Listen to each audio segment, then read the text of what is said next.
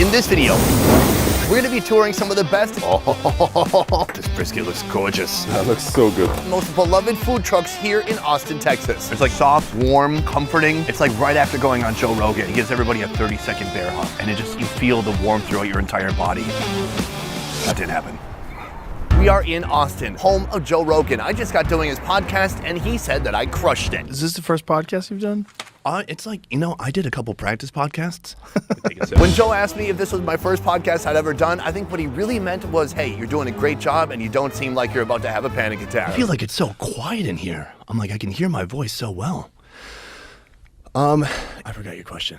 I'm excited today because Austin is a great food city. Of course, you have the strong influence of Texan food and Texan barbecue, but you also have a lot of international flavors you'll find here too. We're on our way to location 1 right now. Let's get started. Right behind me, we have our first location right here. It's called KG Barbecue. What's unique about this place is that right there. That is a transportable mobile smoker. A smoker on wheels. This smoker can go anywhere he wants to bring it, except for, Yep, pretty much anywhere. Okay, cut that. There was maybe gonna be a joke and then there wasn't. I wanna see how this smoker works. I wanna see what kind of meat they got in there and what's on their menu. Let's take a look. All right, right now, me and Kareem, the owner of this establishment, are heading out to where the smoker is. How do you fit a smoker inside a mobile trailer? Well, this is actually Austin Health Department regulations. We have to put it inside an enclosed trailer with windows for flies. We do Egyptian barbecue and we decided to name every single one of our smoker after an Egyptian king. This smoker is called King Tut. It's an old propane tank that has been cured, and then this is a 250-gallon tank that is the firebox. Oh my God, you got access from right out here. Do you ever drive and smoke meat at the same time? And smoke, I mean, if you're in a pinch. No, but I should. So this firebox, this feeds heat and smoke to the whole cooking chamber. Oh, let's take a look what's inside. We got briskets, we got our pomegranate glazed pork ribs, and then we got our lamb chops, and we got some mac and cheese over there, smoked chicken kebab right here. At first, when I saw barbecue, I thought, nice, very exciting. And then I heard the owner's name is Kareem, and I thought, totally typical Southern name, Kareem. Oh wait, hold on a second. Not really. Hold on, where's he from? So you're from Egypt originally. Yes. Is there barbecue like this in Egypt that you were able to draw inspiration from? There's really nothing like this in Egypt at all. Barbecue in the Middle East, it's all about grilling over hot charcoal. But then I visited Texas here to see a friend in 2012, and I tried barbecue, and I was extremely fascinated. The brisket, the short ribs, these are all cuts that are ground all over the world because it's tough and it's really fatty. So seeing how they transform these cheaper, undesirable cuts into an outstanding product that is smoky and tender and juicy, it was extremely amazing for me. And then I finally decided to quit my job and come here to cook for a living. You have such an incredible, interesting story. I'm very excited to try out the food. Absolutely. Let's do it. Boom, I'm in the kitchen with Kareem. Kareem, take it away. All right, we're about to make our famous brisket rice bowl, and it's the dish that we sell the most out of. This brisket looks gorgeous. Oh, that looks delicious. That looks so good. My mouth is watering so badly right now. I haven't eaten anything yet today, so this is about to be breakfast. Let me give you a little sample. Oh my God, yes, here we go. First taste. Wow, so juicy, tender. I just went to a different planet. That was incredible. So you kind of cube it up. Yep, this is what goes on the rice bowl. This is jasmine rice that is cooked in cinnamon and turmeric and bay leaves. So we got the rice, and then we got the chopped brisket right on top. Gorgeous. This has been described by a customer before as a party in your mouth. This is our baladi salad. Baladi means local in Egyptian Arabic. This is a very simple salad with tomato, cucumber, onion, mint, parsley, and it's only seasoned in salt, vinegar, and cumin. After that, we top it off with our tahini sauce, and then we go in with our cinnamon candy nuts. This is a mixture of almonds, cashews, pistachios, and raisins that are tossed in cinnamon, sugar, and butter. We also use a lot of pomegranate seeds here. This looks stunning. It looks gorgeous. I can't wait to try it out. Thank you, sir. Thank you. Boom, we have our first course right here. I'm very excited, but man, I gotta tell you, I've got mixed feelings. What I like about this is that he's mixed a bunch of lighter and some sweet flavors to go along with that really, really heavy brisket. But then we have the cucumber. So I'm hoping that it tastes more pickly and less cucumbery, but let's find out. Oh. It's very cucumbery. And then the nuts look incredible, but then the tahini sauce. Some people love tahini. For me, it can be a bit on the salty side. That said, we have all these elements together. I'm gonna give it a fair shot. Let's go.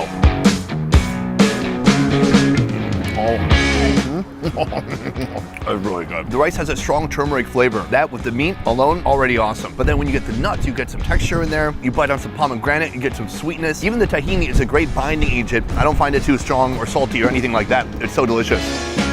This is genius. That is the brisket. What I'm really interested in trying out next is the pork. This will be my first time having pork prepared by an Egyptian man. Let's go. So this is our pomegranate glazed pork ribs. We apply a dry rub on these, fenugreek, coriander, oregano, and then we wrap them and then unwrap them and glaze them in our pomegranate barbecue sauce, which is a ketchup-based Texas-style barbecue sauce that is made with pomegranate juice, pomegranate molasses, and Middle Eastern spices like sumac, cinnamon, and cumin. What is that? Za'atar. Za'atar is a Lebanese spice mix. And here we have our sumac pickled onions. Sumac is a dried berry that's native to the Middle East. Very citrusy tones and flavors. Sumac pickled onions has salt, vinegar, sugar, and sumac and lemon juice. We're gonna top this off with some pomegranate seeds and pomegranate barbecue sauce here. Before I go, this is one of the most unique food trucks I've seen in a long time. Do people ever come here and get confused about what the hell's going on? Yes, the most common question that we always get is what makes this Egyptian? What's the answer for that? The spices, definitely the spices. Love it. Sir? Thank you so much. Pleasure. Boom. Course 2, right here. A couple of dishes. We've got ribs and we've got bread pudding. Bread pudding like you've never seen before. First, the ribs. It's not often that you get to have pork with Middle Eastern spices on them. Every Muslim country I've gone to, I've definitely never ever seen pork anywhere. And I know you can get pork in Egypt. It's just gonna be at a deli. It's gonna be hard to get your hands on. And they're certainly not gonna have big, beautiful racks of smoked pork ribs like this. Take a look. Freshly cut, still on the bone, pomegranate on top. I love the color, but I have to say goodbye for now. Just give it a bite. Oh yeah, that's delicious. The spices, the seasoning, there's a certain sweetness here that pairs perfectly with that heavy pork. The texture is interesting because it's not like fall off the bone type of soft. It has some bite to it, which for me is completely desirable. I mean, I still have my teeth. I like to use them once in a while. And then they got a pickle on the side to cleanse the palate. Oh, that's delicious. And then a little cup of pomegranate barbecue. Spicy, sweet, a little bit tart. This is a great combination of flavors. I love it. Here, the bread pudding. I believe he said these are hazelnuts. And he said there's pistachios too, which I know you're probably unlikely to see in your typical bread pudding. He said the bread they're using is a little bit different. They use a puff pastry. Let me take a look at that.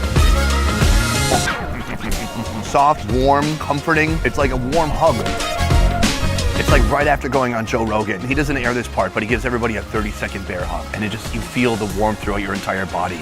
That didn't happen. It's a great combination of gooey and crunchy. Super sweet, very delicious. Good start. Let's keep moving. Texas has no shortage of Mexican food, but you've never seen Mexican food like this. Introducing La Santa. Here, a family-run food truck that's only been open a short while is absolutely crushing it. As word spreads throughout Austin, you'll see what everyone is clamoring about soon. Their specialty here, barbacoa. I've tried barbacoa in Mexico, where they slow roast goat meat, covered in maguey leaves for hours before revealing the soft, tender meat. Oh my gosh. There's nothing like that. That is so good. Here, instead of goat, they're using beef. And Daughter Rosa is about to show me how it's done. Oh, my broken side. And they've not called the police yet. The barbacoa, this is like slow roasted beef. Well, we call braised. So in Mexico, we just did that in underground. But here we braise them. We put in the oven. We cover with the maguey in it. We season it with a secret recipe. We cook it for 5 hours every day. So we have soft and really good tender barbacoa every single day. And that barbacoa is going to be featured in many of our dishes right now. Let's get to it. We're going to do a quesadilla. We put the cheese on. We mix queso Oaxaca, some Monterey. So we add a lot of barbacoa in, a lot of more cheese at the corner. We add some cilantro and onions in here, and then we're almost ready to flip it. So this one is ready to plate.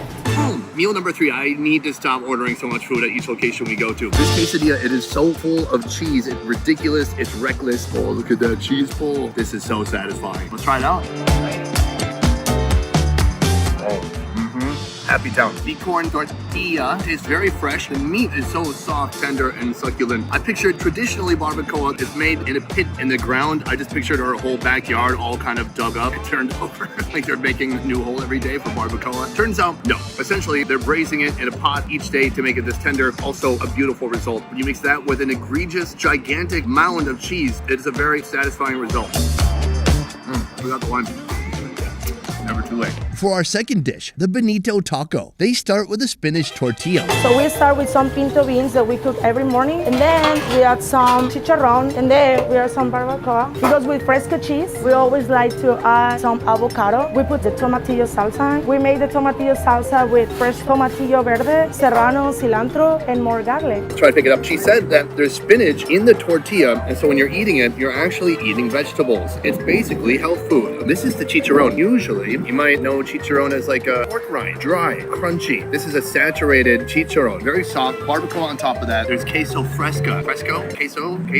It's cheese. Then there's avocado. Okay, let's try it out.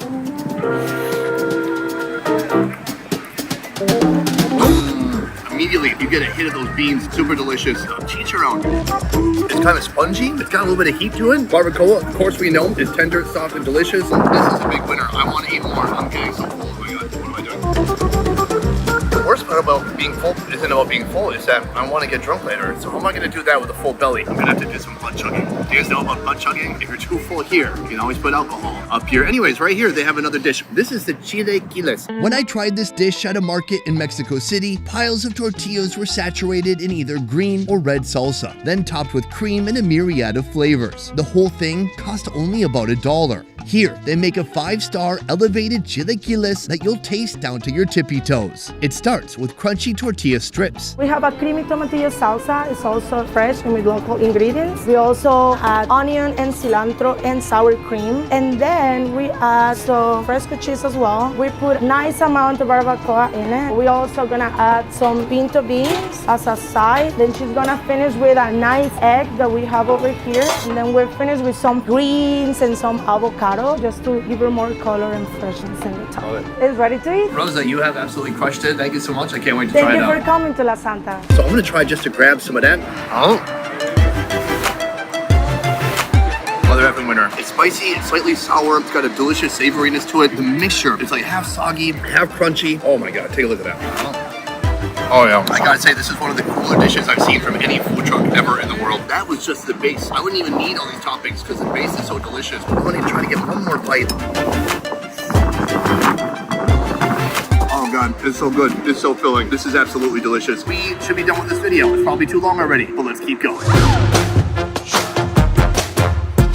Come to another food truck here. This is a Thai food truck. It's called Kindi. Kindi means, well, it says it right here. It means eating good. And I feel like they had to write it on here because they got sick of people asking what the heck Kindi means. Let's take a look at the menu over here. This is a very wide-ranging menu. This is what's caught my eye the most. It looks irresistible. Killer noodles. It says it kills me hardly. Does that mean it hardly kills you or it intensely kills you? I'm not sure which one it means. So I'm gonna go inside right now and see how they make this and then I'll get probably other food too because I'm fat. Boom, right now I'm in the food truck with Arm. Hi. How long have you lived in Texas? I live in Texas almost 3 to 4 years now. How is Texas super different from Thailand? Actually, I can say not quite different because the heat is the same. And also, Texas people is spicy too. So there's a wide-ranging menu. Today we're gonna focus on the killer noodles. Right now, we're gonna start with put vegetable oils on it. And later on, she prepares some instant noodles. So the noodles are already cooked? Yes, they have to boil first before we stir frying it. Is that garlic paste? It means garlic, Thai chili pepper. Oh, did you put more chili? That's why they call killer noodle. It's spicy. Okay, I just found out why they call it killer noodles. I thought they were just trying to be cute. Oh my God. No, it have to be spicy, like a Thai spicy. And then she put on basil sauce. It's a homemade sauce, a secret recipe.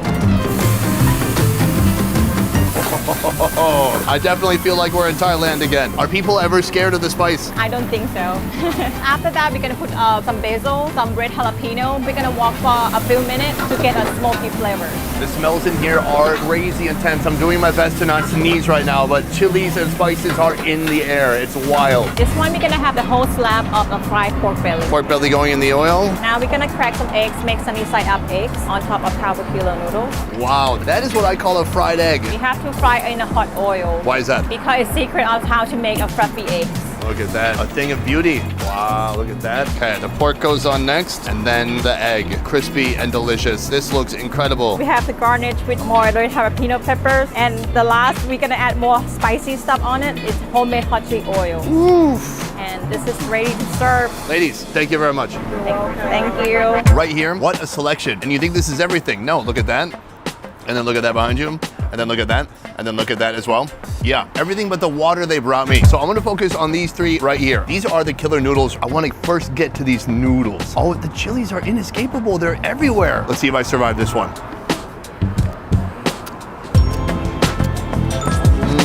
Hot, flavorful, spicy, savory. Next, the pork. This is fried pork. I mean, it looks like a fat slice of bacon that's been breaded and fried.